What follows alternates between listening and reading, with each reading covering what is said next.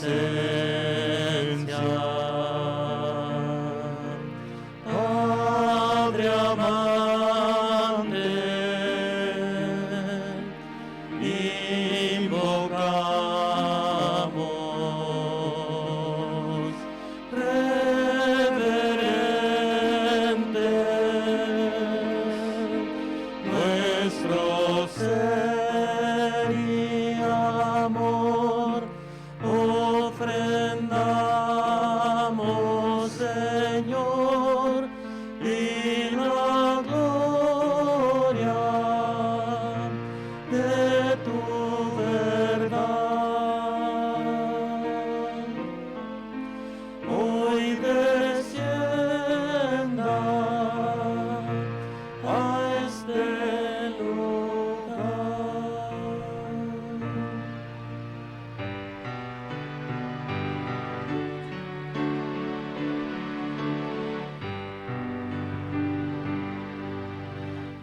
A Dios el Padre celestial, al Hijo nuestro Redentor, al eternal Consolador, unidos todos alabar.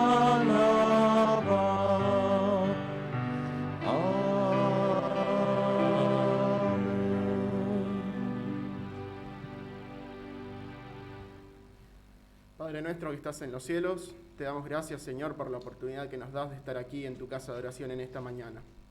Queremos pedirte que tu Espíritu Santo dirija este culto y que al salir de aquí podamos hacerlo con la seguridad de que tú nos amas y de que te conocemos un poco más. Te lo queremos pedir todo esto en el nombre de Jesús. Amén.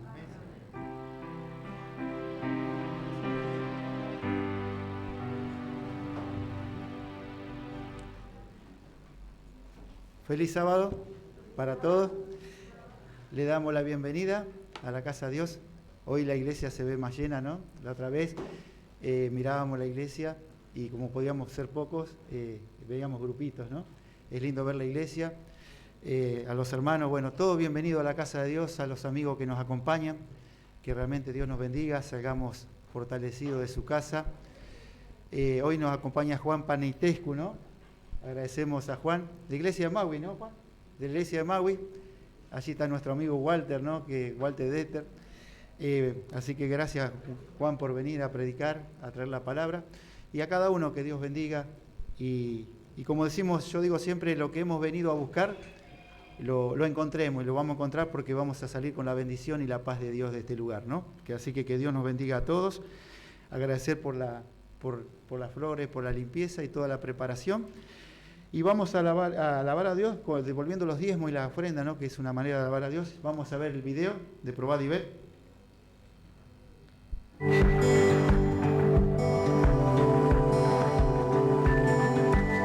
Probad y ved. Historia de hoy: la espera.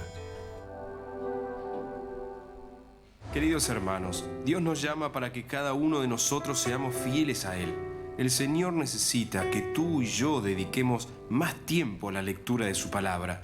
Y no solo eso, sino que dediquemos más tiempo a la oración.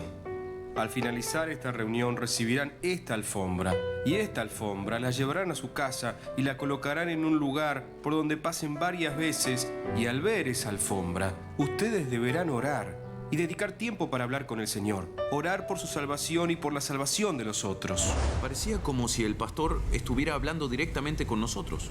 Dios quiere que seas feliz en tu relación. Tú que tienes el sueño de casarte, tú que estás de novio, ¿por qué no convertir tu casa en un altar para el Señor? El día de nuestro casamiento está llegando y tenemos que tomar una decisión. Necesitamos hacer un pacto con Él. Ser fieles en todo. Y no solo en el dinero, en el diezmo y las ofrendas. También en la salud, en el cuidado del cuerpo, en la dependencia del Espíritu Santo, en la comunión diaria. ¿Vamos a consagrar nuestro casamiento al Señor? Era eso lo que quería escuchar de ti, mi futuro marido. Y así, Jerónimo y Nayeli se casaron. Hicieron un pacto de fidelidad a Dios e iniciaron la vida juntos confiando en que serían muy felices. Jerónimo cubría todos los turnos nocturnos de la farmacia. Iniciaba su jornada a las 19 horas y trabajaba hasta las 7 de la mañana del día siguiente.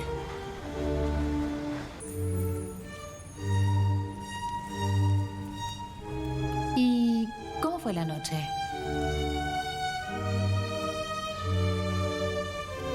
Ay, amor.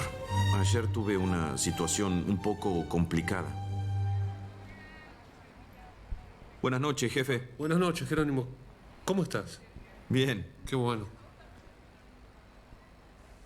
Tú sabes que el sábado que viene vamos a tener que trabajar 1 hora más durante el día, porque va a comenzar el horario de verano.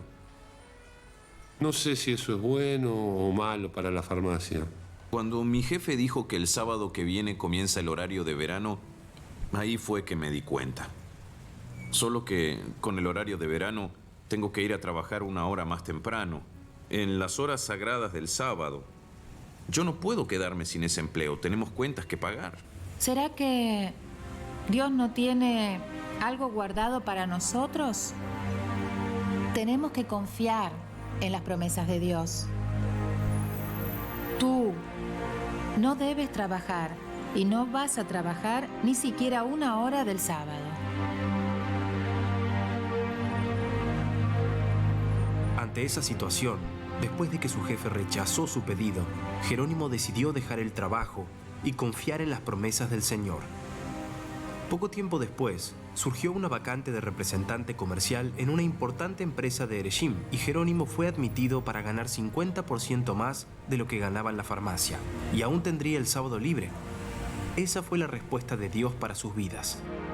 Dios además los bendijo con la llegada de la pequeña Ellen, que vino para alegrar la vida de su papá y su mamá. Un día, cuando estaba preparando algunos materiales para ir a la iglesia, algo extraordinario sucedió.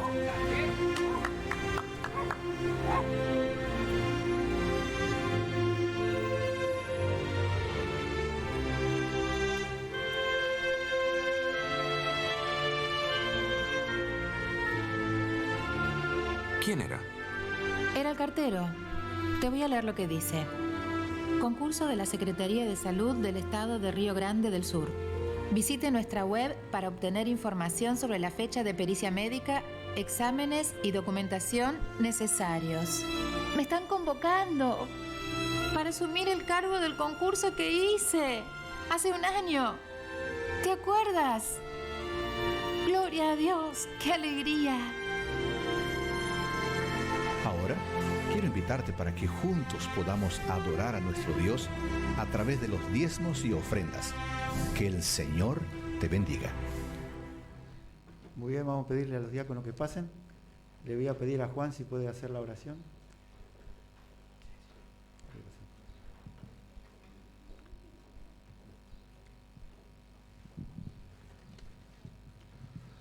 Oramos. Bondadoso Dios que estás en los cielos y que estás acá con nosotros, te damos gracias por este día que nos has regalado, hermoso Señor, y ahora pedimos que tú bendigas las manos de los dadores alegres, Señor, y que esta ofrenda que se recolecte y los diezmos, Señor, sean para el crecimiento de tu obra en todas partes del mundo, Señor, para que tu venida esté pronto. Te lo pedimos en el nombre de Jesús. Amén. Amén, Señor. Amén.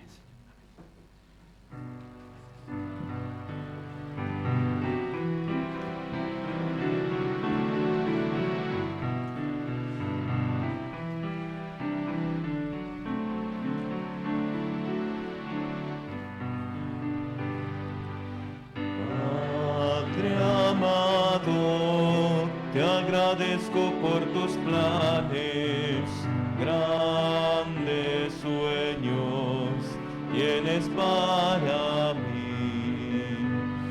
Tú me guías por las sendas de esta vida, a tu lado nada faltará. Yo te amo más que a todo, si estoy débil tú eres fuerte.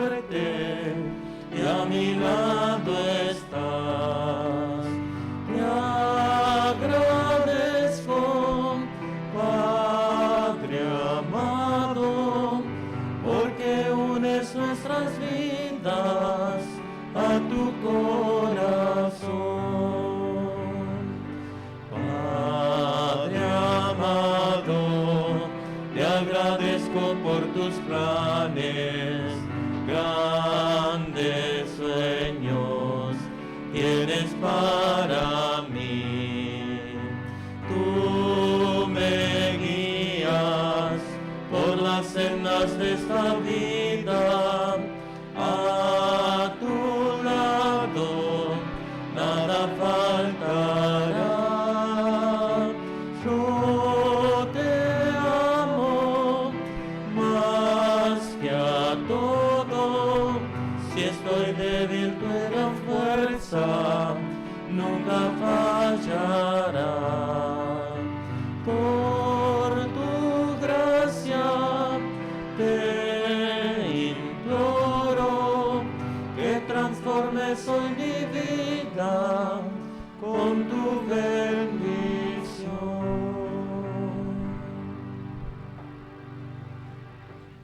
Cordero de Dios es el himno que vamos a entonar bajo el número 102.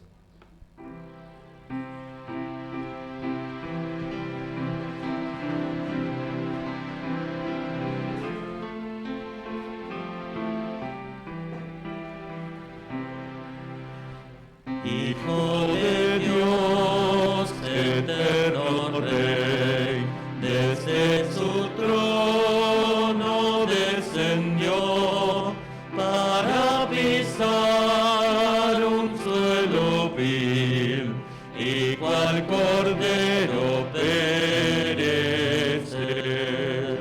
Oh Salvador, mi Salvador, Cordero Santo de mi Dios, quien me lavó de mi maldad, es el Cordero mi Señor.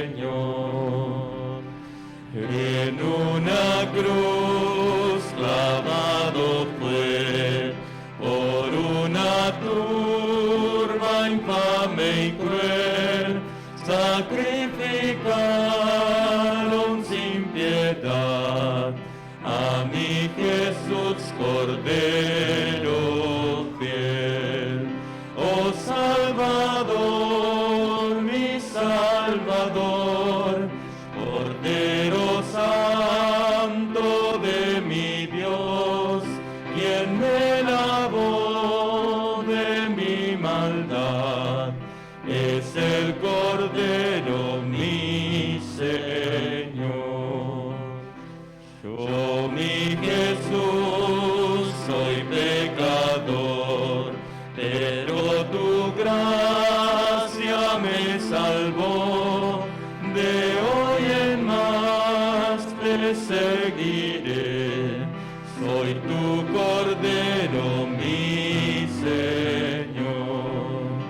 Oh Salvador, mi Salvador, Cordero Santo de mi Dios, quien me lavó de mi maldad, es el Cordero mi Señor.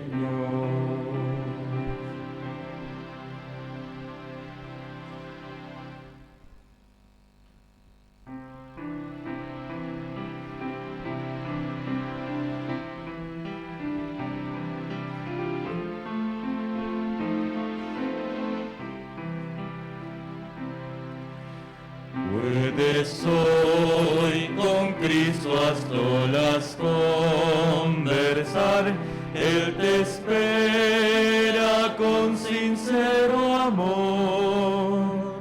Todas sus lágrimas puede consolar. Entrégate en oración. Querido Dios, gracias porque estamos aquí en tu templo. Gracias porque podemos reunirnos, porque podemos alabarte, porque podemos recordar, Señor, este día santo que tú pusiste para poder encontrarte con nosotros. Hoy vinimos a buscar una porción de alimento importante en nuestra vida espiritual, Señor. Por eso pedimos una bendición sobre el hermano que tiene la predicación en esta mañana, para que realmente tu Espíritu Santo pueda impactarnos, Señor, y que podamos irnos llenos, Señor, nuestro corazón de tu amor y también de la esperanza que tenemos. Gracias porque es un sábado más cerca, Señor, de tu venida, cerca de poder disfrutar contigo por la eternidad. Bendícenos, no dejes de bendecirnos como iglesia. Necesitamos, Señor, de tu bendición. Por favor, quédate con nosotros y disfruta, Señor, de cada momento y de cada encuentro personal contigo. Gracias, mi Dios, por todo. Gracias, Jesús. Amén.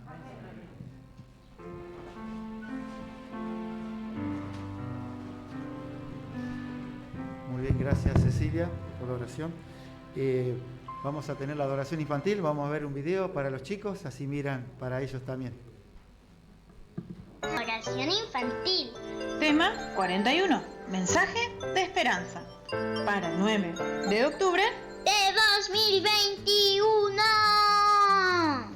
¡Feliz sábado, chicos! ¡Hola! Estamos muy felices de encontrarnos otra vez. ¿Ustedes saben qué es una caravana de esperanza? ¿Qué es? Es cuando programan reuniones en varios lugares, uno a continuación de otro. La abuela Elena y su esposo Jaime hicieron algo parecido. Realizaron un viaje y Elena predicaba en varios lugares. Jaime avisaba por medio de la revista adventista el itinerario del viaje, es decir, por dónde pasarían.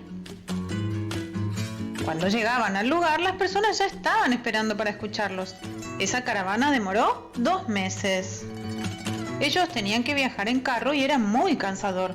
Cuando el caballo se cansaba, ellos se detenían y esperaban un tiempo a que el caballo tenga fuerzas de vuelta. Mientras descansaban un poco, ¿saben lo que hacía Jaime con su sombrero? Lo ponía como si fuera una mesita, apoyaba el papel y escribía.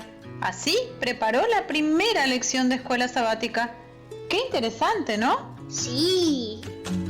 En otra oportunidad, Elena tenía que predicar en una reunión en un campamento, pero estaba lloviendo mucho y los caminos y puentes estaban destruidos. Ella tomó un tren, pero poco después el tren se detuvo y dijeron: tenemos que volver, está todo inundado. Pero Elena tenía un compromiso. Yo no puedo volver, pensó. Alquiló un carro y siguió su camino. Pero pronto el carro tampoco pudo continuar viaje y tuvo que detenerse. ¿Y saben qué hicieron Elena y su hermana? Siguieron a pie. Las lluvias e inundaciones no impidieron que llegaran al campamento. Elena y su hermana Sara caminaron 64 kilómetros en 4 días. Cuando llegaron al campamento, ella predicó 3 veces en las reuniones que se realizaban de mañana bien temprano. En esos encuentros no había micrófonos para aumentar el sonido, pero todos oyeron porque Dios le dio fuerza y valentía. ¿Cuánta fuerza y valentía tuvieron Elena y Jaime para predicar? Perseveraron a pesar de las dificultades. Dios dice en la Biblia: cuando pasares por las aguas, yo estaré contigo. Repetimos nuestro versículo de hoy. Y será predicado este evangelio del reino en todo el mundo para testimonio a todas las naciones y entonces vendrá el fin. Mateo 24:14. Oremos agradeciendo a Dios porque nos hace fuertes y valientes para predicar su palabra y pidiendo que nos ayude a ser sus discípulos todo el tiempo. Recordemos orar por nuestros amigos en las tarjetas de Orar para Salvar. Hasta la próxima, amiguitos, que disfruten de un hermoso sábado con Jesús.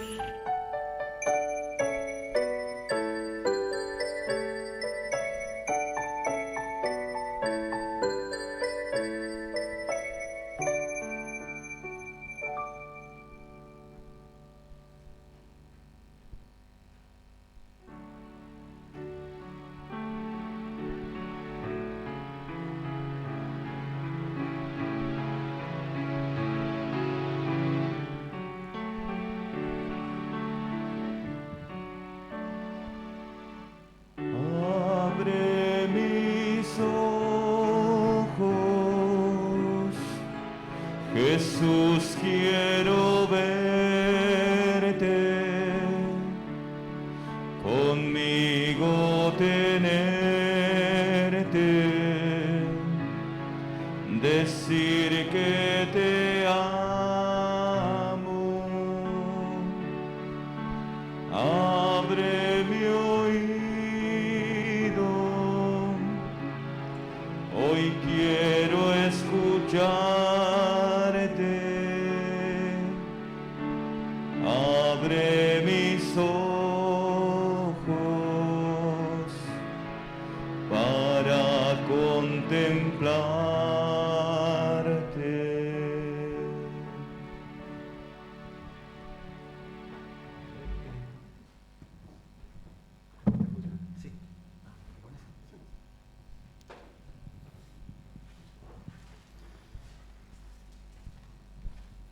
Muy feliz sábado, queridos hermanos. Es una alegría poder estar aquí.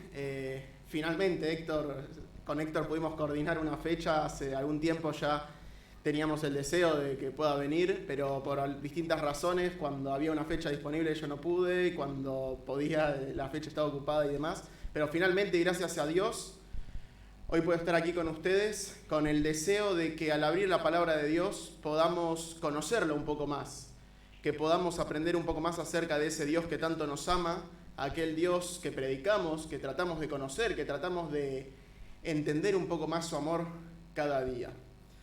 Y en esta mañana, para cumplir con ese objetivo, para tratar de entender un poco más acerca de ese amor que Dios tiene por nosotros y de cómo podemos reaccionar nosotros a ese amor, les voy a pedir que abramos nuestras Biblias y vamos a leer 2 versículos que en principio van a sonar tal vez un poco contradictorios, pero al analizarlos en profundidad nos daremos cuenta de cuál es el objetivo que tienen detrás.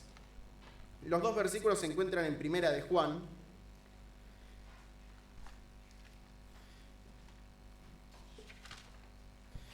Primera de Juan, capítulo 1, versículo 8 nos dice lo siguiente: si decimos que no tenemos pecado, nos engañamos a nosotros mismos y la verdad no está en nosotros.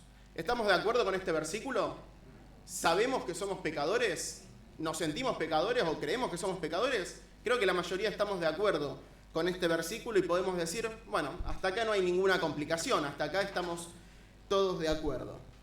Pero en Primera de Juan, capítulo 3, versículo 6,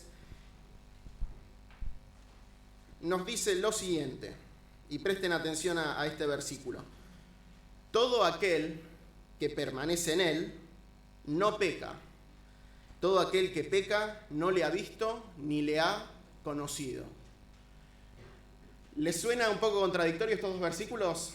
Primero dijimos, si estamos con Dios, o mejor dicho, si decimos que no tenemos pecado, estamos mintiendo, pero después dice que todos pecamos. Entonces, estamos en una contradicción aparente que presenta la Biblia entre pensar que si somos cristianos no tenemos pecado, pero después decir todos tenemos pecado. Y si decimos que no tenemos pecado, somos mentirosos. En otras palabras, estamos pecando. Entonces acá se presenta un problema aparente que el apóstol Juan muestra en estos versículos.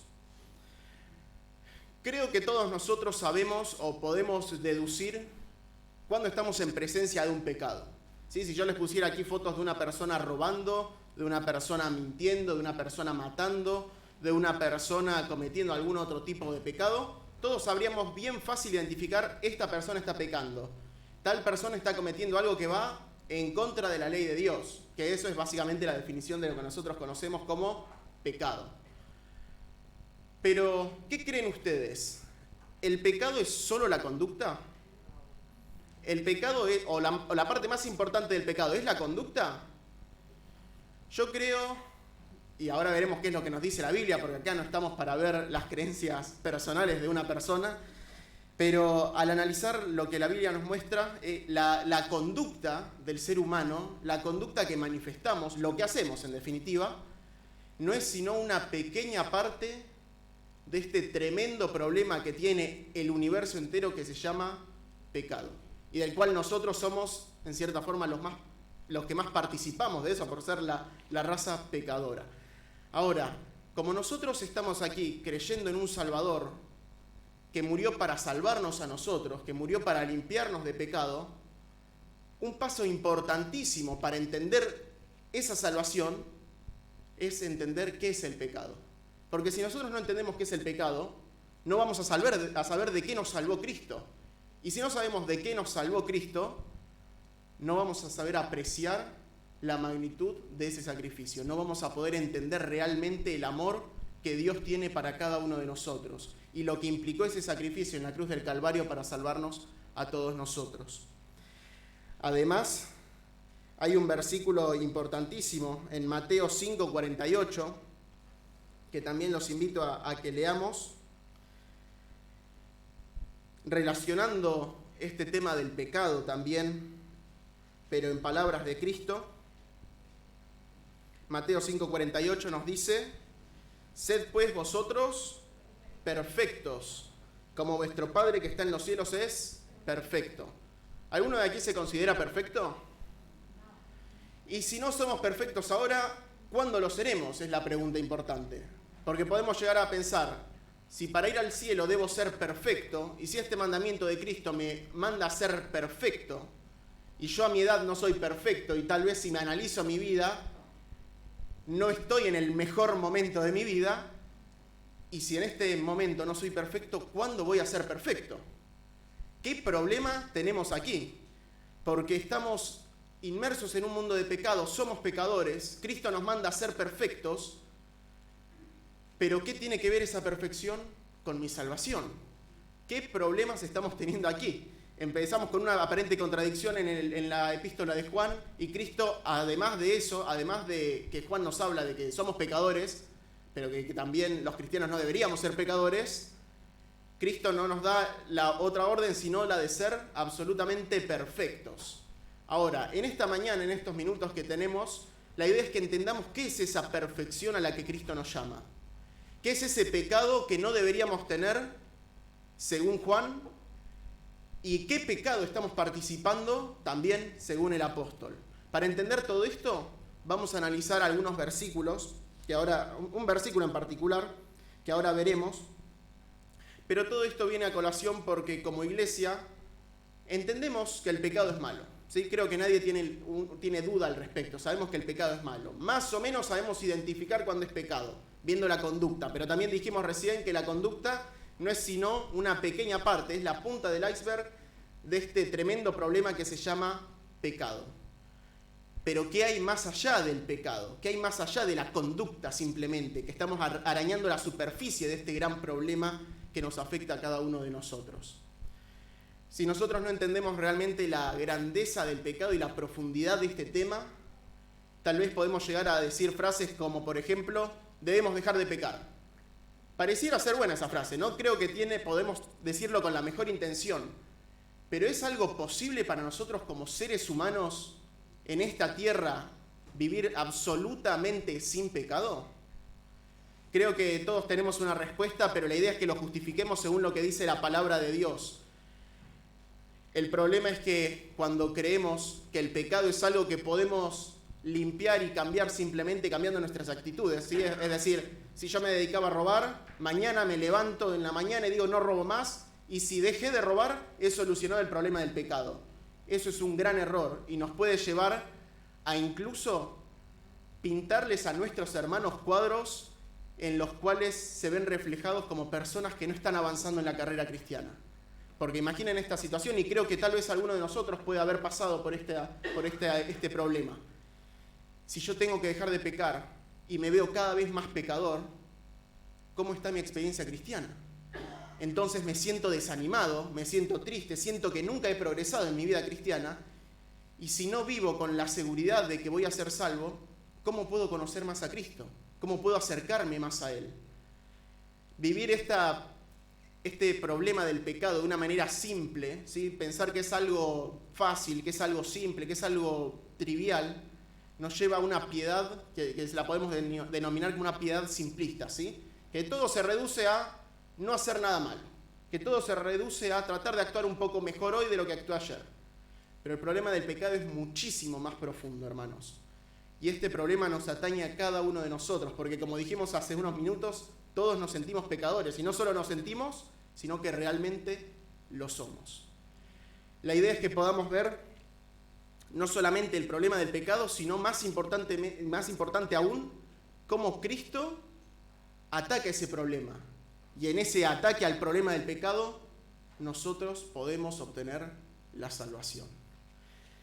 Acompáñenme al capítulo número 32 de Salmos, versículos 1 y 2, en los cuales vamos a tratar de entender un poquito más este problema del pecado. ¿David era pecador? Según lo que conocemos de David, ¿cometió pecados? Sí, y no solamente los cometió, sino que su naturaleza era una naturaleza pecadora. Ahora, fíjense la profundidad con la que David escribe este versículo, estos dos versículos que vamos a leer, Salmos 32, 1 y 2, en los cuales David, de una forma poética pero bien clara, expresa el problema del pecado y cómo Dios trata ese problema. Nos dice Salmos 32, 1 y 2, bienaventurado aquel cuya transgresión ha sido perdonada y cubierto su pecado. Bienaventurado el hombre a quien Jehová no culpa de iniquidad y en cuyo espíritu no hay engaño. ¿Cuántas palabras usaron estos versículos para describir al pecado? ¿Cuántos sinónimos de pecado pudieron encontrar en estos dos versículos?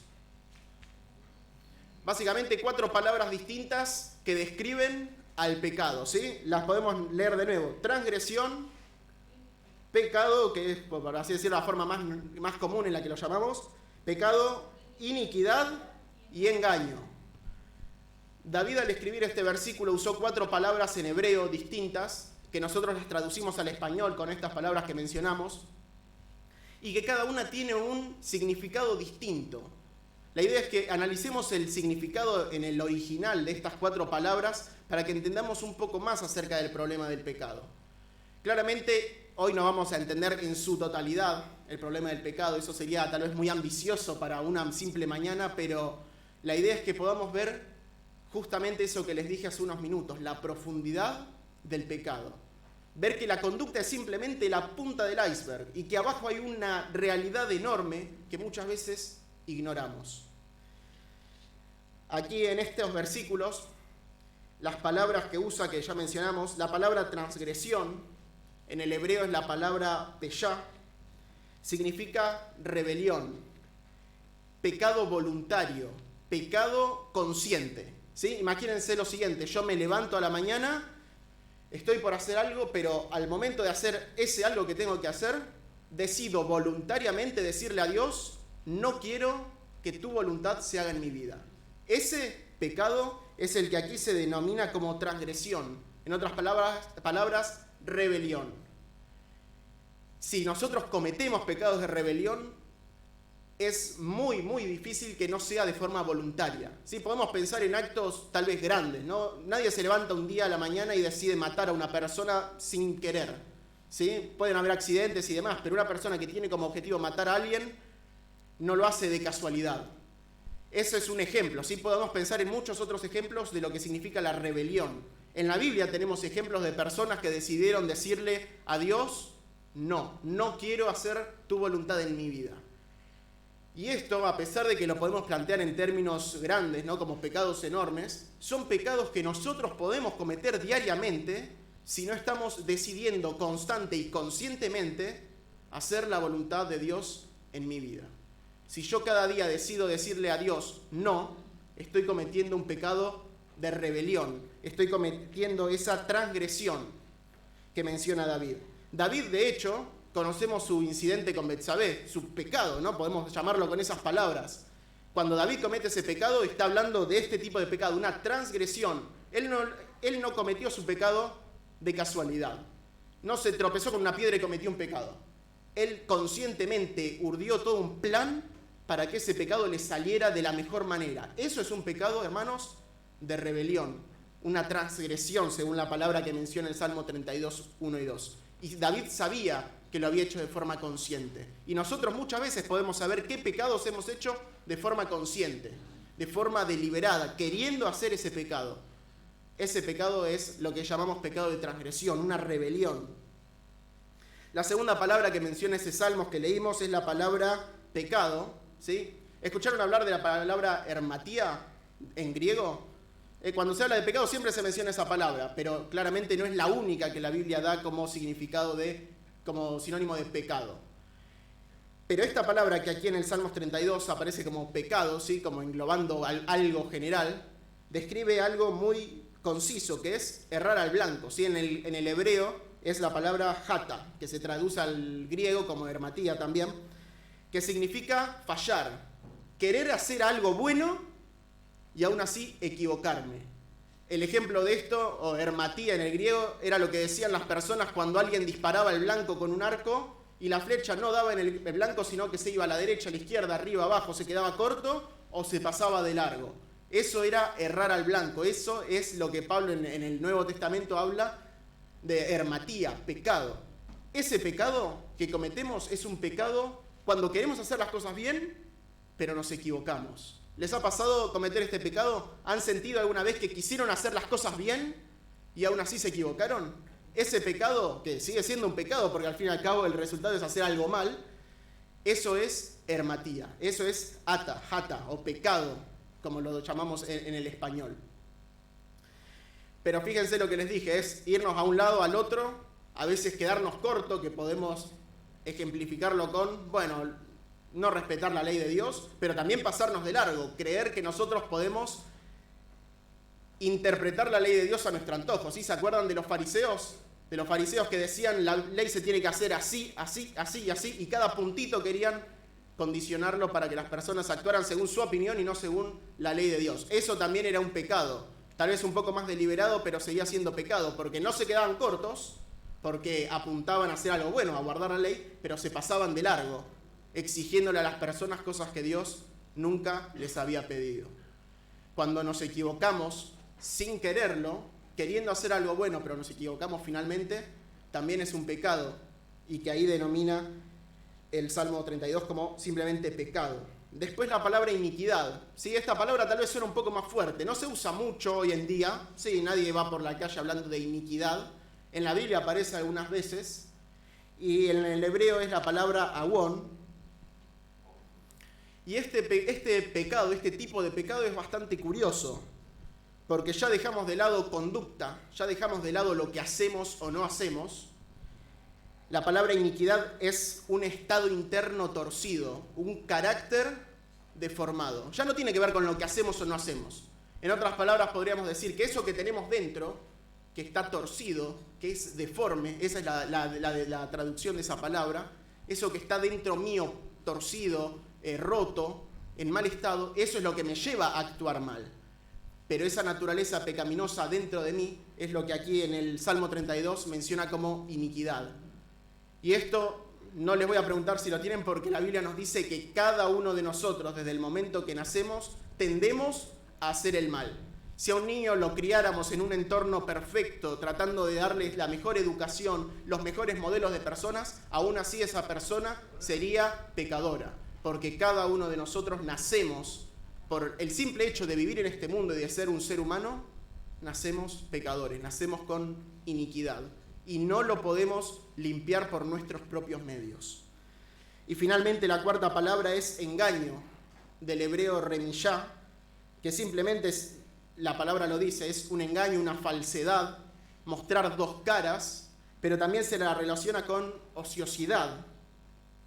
En otras palabras, no considerarme pecador también es un pecado. ¿Se acuerdan de lo que dijimos de Juan al principio, lo que leímos en ese versículo? Si yo me considero que no tengo pecado, soy pecador, estoy engañándome a mí mismo. Ese es otro pecado. Y es interesante que también esté relacionado con ociosidad, pero no la ociosidad física, no el simple hecho de no querer trabajar, de no querer ordenar mi casa, de no querer hacer cosas para progresar, sino tal vez la ociosidad espiritual. Creer que no progreso en la vida porque Dios no me está ayudando, cuando en realidad el que no quiere progresar en la vida cristiana, ¿sí? En la vida espiritual, soy yo, porque no me he entregado realmente a hacer la voluntad de Dios en mi vida. Eso también es un pecado, que aquí menciona como engaño. Ahora, ¿Ven un poco mejor la profundidad del pecado? El pecado ya no es solamente hacer algo malo, querer lastimar a una persona, querer robar a alguien, querer mentirle, engañar, robar y cualquier otra cosa, sino que va más allá de la conducta, va más allá de simplemente no hacer nada malo. De hecho, si yo no hago nada malo, ¿sigo siendo pecador? Por supuesto que sí. La Biblia nos dice que podemos estar lo más tranquilo en mi cama, tirado, leyendo la Biblia, y aún así sigo siendo pecador. ¿Entendemos ahora la gran profundidad del problema del pecado? De todo esto es de lo que Cristo quiere salvarnos a cada uno de nosotros. No solamente de lo que hacemos mal o de lo que tratamos de hacer bien y nos equivocamos, sino de esa naturaleza interna torcida, de ese carácter deformado. Por supuesto, sacarnos de esas rebeliones que conscientemente hacemos, diciéndole a Dios que no quiero hacer su voluntad. De todo eso trata Cristo de salvarnos. Pero ¿cómo nos quiere salvar? ¿No? La pregunta es, ¿cómo vamos a ser salvos? ¿Cómo vamos a ser salvos de este problema tan grande que acabamos de decir que para nosotros como seres humanos es imposible de resolver? Si no se dieron cuenta, el mismo versículo que leímos, Salmos 32, 1 y 2, nos dice claramente cómo Dios se relaciona con ese problema del pecado y cómo nos quiere salvar. Y además nos dice si nosotros debemos hacer algo al respecto. Fíjense lo que nos dice el Salmos 32, nuevamente, leámoslo. Bienaventurado aquel cuya transgresión, es decir, ese pecado de rebelión ha sido, ¿qué? Perdonado. Fíjense la palabra que utiliza. No está diciendo bienaventurado aquel que nunca haya cometido transgresiones, bienaventurado, feliz aquel que nunca se ha rebelado contra Dios. Porque David entendía que todos nos hemos rebelado contra Dios en algún momento. Pero nos dice feliz, bienaventurado, bendito aquel que sus rebeliones han sido perdonadas. Gracias a Dios tenemos la posibilidad de ser perdonados por aquellas cosas que conscientemente, no por equivocación, no porque sin querer quise hacer algo malo, sino porque conscientemente quise hacer algo malo. Por esas cosas puedo ser perdonado gracias a la sangre de Cristo. Pero no se queda allí, sino que continúa diciendo, bienaventurado aquel cuya transgresión ha sido perdonada y cubierto su pecado. Esta palabra pecado, ¿se acuerdan cuál era? Era esa intención de hacer las cosas bien, pero que me salgan mal igual. Y Dios entiende nuestra intención, entiende nuestras ganas de querer hacer las cosas bien, pero de aún así por nuestras falencias y nuestros errores equivocarnos. Y David nuevamente no dice, bienaventurado aquel que nunca se equivocó, bienaventurado aquel que quiso hacer las cosas bien y le salieron bien. Está diciendo, aquel que quiso hacer las cosas mal, aquel que quiso hacer las cosas bien le salieron mal, pero que aún así Cristo con su justicia cubre ese pecado. Con sus vestiduras de gracia, de perdón, nos invita a que si nos equivocamos en algún momento, nos da una nueva oportunidad para volver a hacer las cosas bien y tratar de hacer las cosas bien y que esta vez puedan salir un poco mejor. No perfectas, porque en este mundo nunca nos van a salir las cosas 100% perfectas en términos espirituales.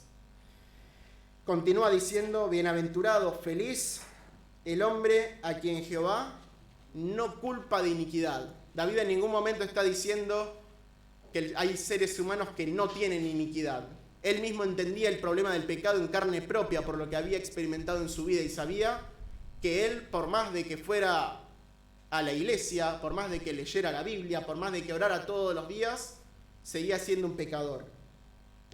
Y aquí nos dice, bienaventurado aquel hombre a quien Jehová no culpa de iniquidad. ¿Qué era esa iniquidad? Ese pecado, esa naturaleza pecaminosa que tenemos, ese estado interno torcido, ese carácter deformado que tengo dentro de mí y que no puedo limpiar por mis propias fuerzas. Bienaventurado aquel hombre a quien Jehová no culpa de iniquidad. No es que no la tengamos, no es que no seamos personas con un carácter más bajo del que Dios esperaría de nosotros. No es que seamos perfectos. El plan de Dios para tratar el problema del pecado es que aquellos que aún en esta tierra tienen problemas para mejorar su carácter, porque vivimos en una tierra pecaminosa y somos pecadores, Dios va a ayudarlos a mejorar su carácter. Pero en el momento en el que Cristo venga aquí a buscarnos, todos los rastros de pecado serán limpiados por la eternidad. y aquellos pecados que durante tanto tiempo hemos cometido sin quererlos, van a ser limpiados por siempre. Y finalmente dice, y bienaventurado aquel en cuyo espíritu no hay engaño. Aquí no aparece la palabra Dios, no aparece la palabra Jehová, porque el engaño es siempre una decisión personal. Aquí sí nos está invitando a nosotros, nos está invitando a que nosotros como cristianos dejemos el engaño, porque si nos queremos acercar a Dios, si queremos realmente ser limpiados de todo pecado, no podemos acercarnos creyendo que no somos pecadores. Si queremos acercarnos a Dios y tener la seguridad de la salvación en Cristo, debemos acercarnos como lo que somos. Seres humanos pecadores, seres humanos que nos equivocamos o que deliberadamente actuamos mal. Pero en definitiva, personas que podemos ciertamente ser salvos por medio de la sangre de Cristo. En este momento es un llamado a cada uno de nosotros. Si nosotros vemos en nuestra vida que estamos luchando contra pecados que sin querer cometemos o que deliberadamente hemos hecho, hay esperanza para nosotros. Y no hay pecado tan grande que Dios no esté dispuesto a perdonar. Eso sí, debemos vivir sin engaño, debemos alejar el engaño, debemos no engañar a Dios, engañarnos a nosotros mismos. Ese es el gran problema, creer que mi vida está mejor de lo que en realidad está, creer que soy más santo de lo que en realidad soy, creer que soy perfecto cuando en realidad soy un pobre ciego, desventurado y desnudo. Cuando Cristo nos muestra el problema del pecado, cuando la Biblia abre este panorama tan grande, no es para dejarnos sin esperanza, es para demostrarnos que a pesar de todo esto grande, ¿sí?, es para mostrarnos este problema gigante y saber que a pesar de ese gran problema podemos llegar a ser salvos, porque en el medio hay un tremendo plan de salvación puesto en marcha para salvarnos a cada uno de nosotros, a ustedes y a mí. Ese es el mensaje del Evangelio, esa es la gran esperanza que tenemos como pueblo, como iglesia y como ser humano común y corriente, que podemos ser salvos a pesar de todo lo gran pecadores que podemos llegar a ser.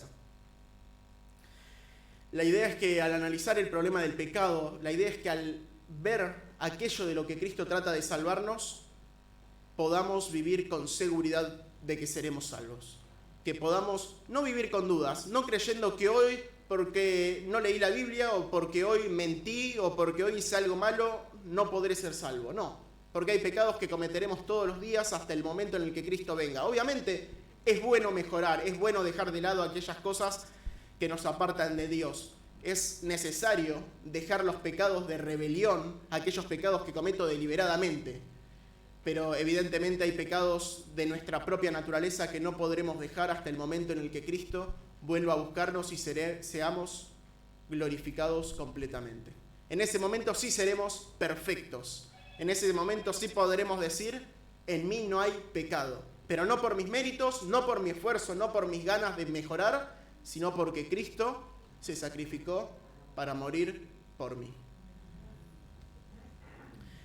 Elena de White menciona en El Camino a Cristo, en la página 65, y nos dice lo siguiente: cuanto más cerca estés de Jesús, más imperfecto te reconocerás, porque verás con mayor claridad tus defectos en manifiesto evidente y en contraste con su perfecta naturaleza. Esta es una señal cierta de que los engaños de Satanás han perdido su poder, de que la vivificante influencia del Espíritu de Dios te está despertando.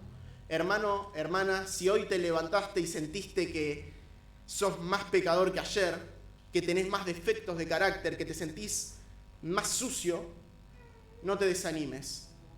Cristo está despertando tu conciencia y te está llamando al arrepentimiento y al perdón. Como dice aquí, los engaños de Satanás están perdiendo su poder si eso pasa en mi vida. Si hoy me siento que me equivoco más, si hoy puedo determinar claramente cuáles son los pecados que cometo en mi vida y puedo saber dónde me equivoco y qué cosas debo mejorar, es porque Cristo está trabajando en nosotros. Y gracias a Dios que eso está pasando en mi conciencia y que puedo darme cuenta de dónde me equivoco en mi vida. Porque si no lo hiciera, en otras palabras, estaría cometiendo ese engaño del que hablamos. Estaría pensando que todo está bien, ¿sí? Que no hay problema, que no se me está incendiando mi casa espiritual, ¿sí? Si yo pensara de esa manera, estaría en un gran problema.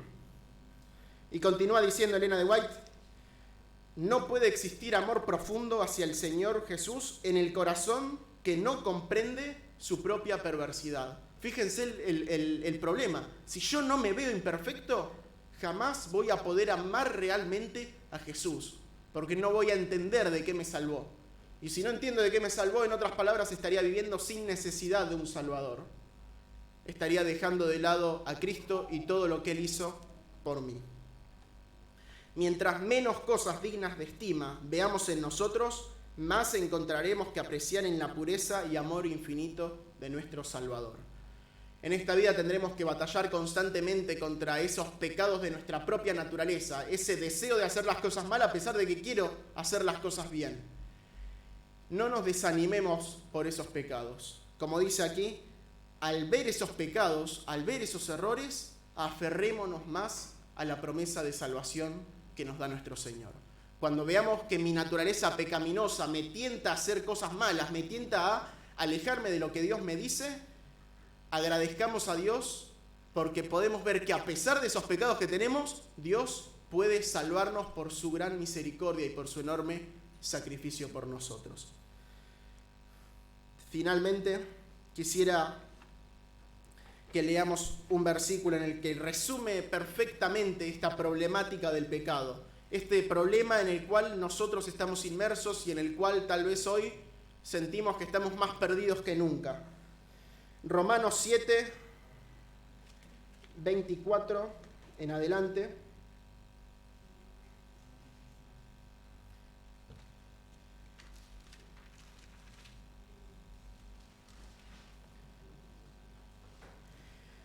Nos dice lo siguiente: miserable de mí, dice Pablo, ¿quién me librará de este cuerpo de muerte? Si leemos los versículos anteriores, está diciendo: yo quiero hacer las cosas bien, pero hago las cosas mal. Trato de esforzarme por mejorar en mi vida espiritual y termino equivocándome diariamente. Trato de mejorar, de dejar los pecados de mi vida, alejarlos de ahí, y al final del día me encuentro que he cometido los mismos pecados y que no puedo avanzar. Si nos sentimos desanimados, si nos sentimos perdidos hoy, leamos estos versículos que nos dicen: miserable de mí, ¿quién me librará de este cuerpo de muerte? Gracias doy a Dios por Jesucristo Señor nuestro. Así que yo mismo con la mente sirvo a la ley de Dios, pero con la carne a la ley del pecado. No es que Pablo quisiera pecar, no es que él estuviera cometiendo esos pecados de rebelión. Él los había dejado de lado, había vencido sus impulsos por hacer su propia voluntad, sus ganas de matar a los cristianos, se había convertido, había dejado de lado los pecados de rebelión, como deberíamos hacerlo nosotros. Pero aún así se sentía pecador y sabía que seguía cometiendo pecados. Por eso dice: con la mente sirvo a la ley de Dios, quiero hacer las cosas bien, pero con la carne a la ley del pecado, mi cuerpo, mis ganas de hacer las cosas mal. Y continúa diciendo en el versículo 8:1: ahora pues, ninguna condenación hay para los que están en Cristo Jesús, los que no andan conforme a la carne, sino conforme al Espíritu. Querido hermano, no te sientas condenado si ves que en tu vida hay pecados.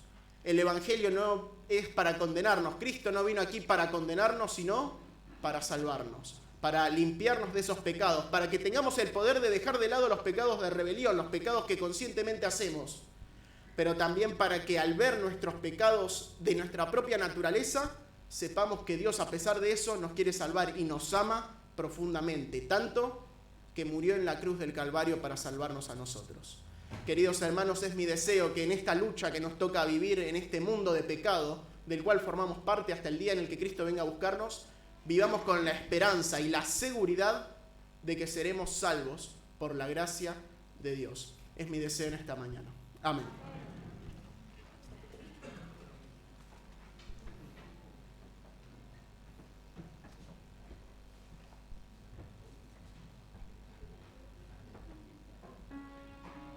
Agradecemos a Dios por este hermoso mensaje y vamos a finalizar cantando el himno Canto el Gran Amor, bajo número 107.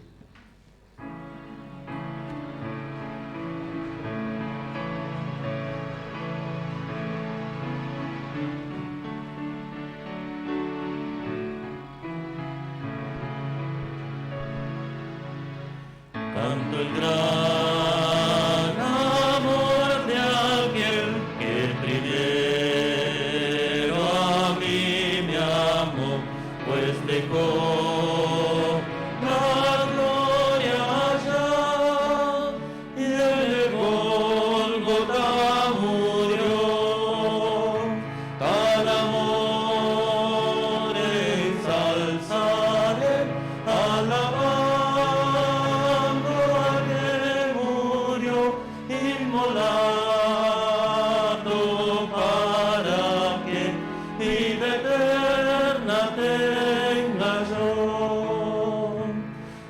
antes que llorara yo, ya por mí lloraba él, y antes que supiera orar, él por mí consola y él, tal amor ensalzaré, alabando al que murió inmolado para que vida eterna tenga yo.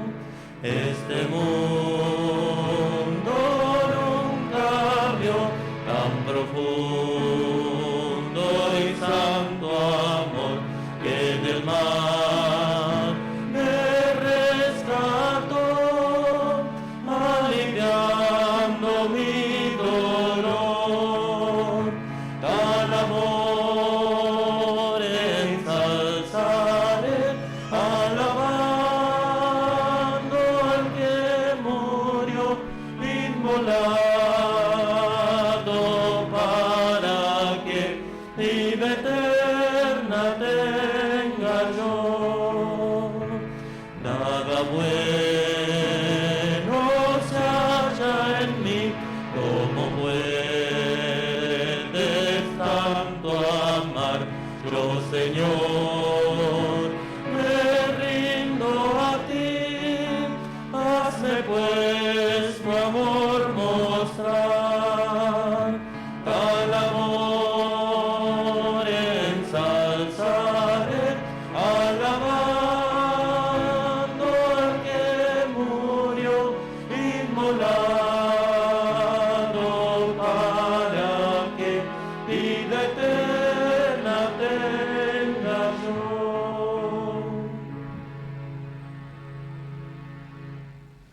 Padre nuestro que estás en los cielos, gracias por darnos este mensaje en tu palabra. Gracias por mostrarnos el gran problema del que tú quieres salvarnos. Gracias por el amor que has tenido por nosotros, que has enviado a tu Hijo aquí para morir por cada uno de nosotros. Te queremos, Señor, pedir que nos des la fuerza, que tu Espíritu Santo nos guíe en nuestra vida para poder dejar de lado aquellos pecados que debemos dejar y para que mientras sigamos viviendo en este mundo de pecado podamos gozar de la seguridad de que tú nos amas y de que seremos salvos. Amén. Te lo queremos pedir todo esto en el nombre de Cristo Jesús. Amén. Amén.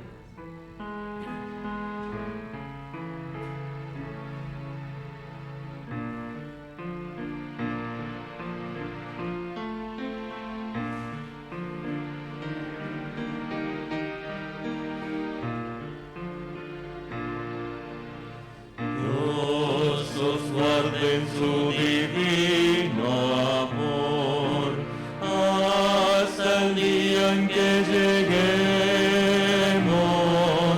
a la patria donde estaremos para siempre con el Salvador. Al venir Jesús nos veremos a los pies de nuestro Rey. Reunidos todos seremos un redil habrá y solo una grey. Dios os guarde en su divino amor, en la senda peligrosa, esta vida tormentosa, os conserve en paz y sin temor. Al venir Jesús nos veremos a los pies de nuestro Rey.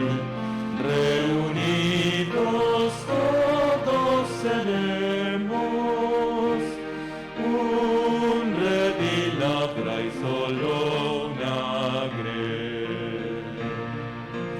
Dios os guarde guarde en su divino amor, os conduzca su bandera, Dios conceda en gran manera de su espíritu consolador.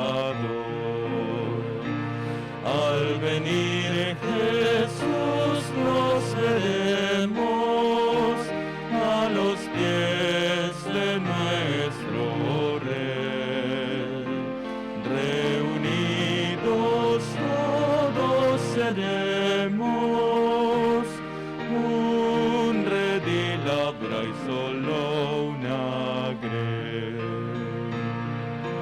Dios os guarde en su divino amor, con su gracia os sostenga, hasta cuando Cristo venga, en su reino con gran esplendor. Al venir